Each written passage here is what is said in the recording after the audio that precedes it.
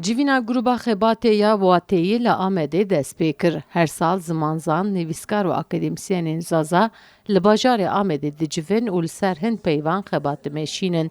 Îsal jî rewşenbîrên zaza civiyan li ser hin peyvan xebat kirin. Armanca vê xebatê jî wisa didin zanîn ku dixwazin zaravayê zazakî pêş bixînin û derbasî nifşên nû bikin.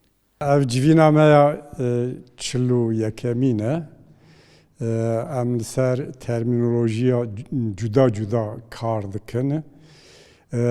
Rojê ya jî her civînê de em çend peyvan ya jî terminolojî tespît li gor rewşeyê dibe ku carna li ser gotinekî 20 deqa jî nîv saet jî em münaqeşa dikin.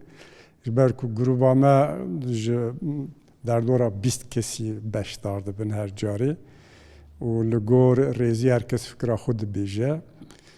Meylekî hevbeş gava derdikeve em ew dikin ziman da rêdan nabe yani bi rê ew nabe piranî meyla piranî giranî çi ye em wiya qebûl dikin û ji her mintiqa ku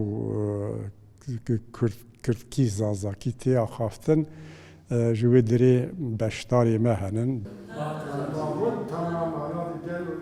Zimanzanê zazakî amaje pê dikin ku diyarkirina qeydeyên rastnivîsî yên zazakî, derxistina peyvan, afirandina kirmanca standard û pêşîgirtina lijbîrkirina vê zaravayî ye. Lewra dibêjin zazakî di nava demê de ber vê wenda bûyînê ve diçe.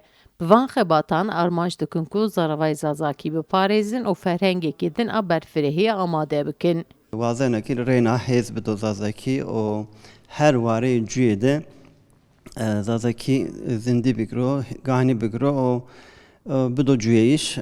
Ez vanaqê ma gelek xebat kerda grubê ma û xusûsan hetê nûştişî de yew ziwan û standard ma ardo meydan û bi no ziwan ma eşkenî her warê de nûşteyan binûsî. Nika Ewro romanê ma estî, hikayeyê ma estî, şêrê ma Yezaf Ercayî estî, rojnamayê estî yani ma eşkenî wa her warê her ciyê de ma zazakî bişuxulnu.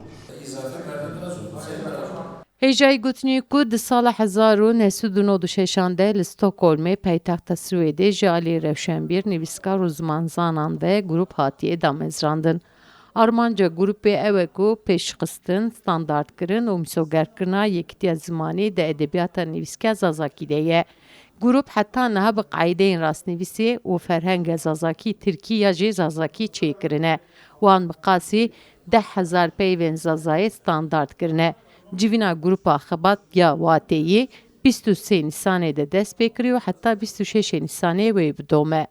Sevda Kaplan, Kurdistan TV, Amed.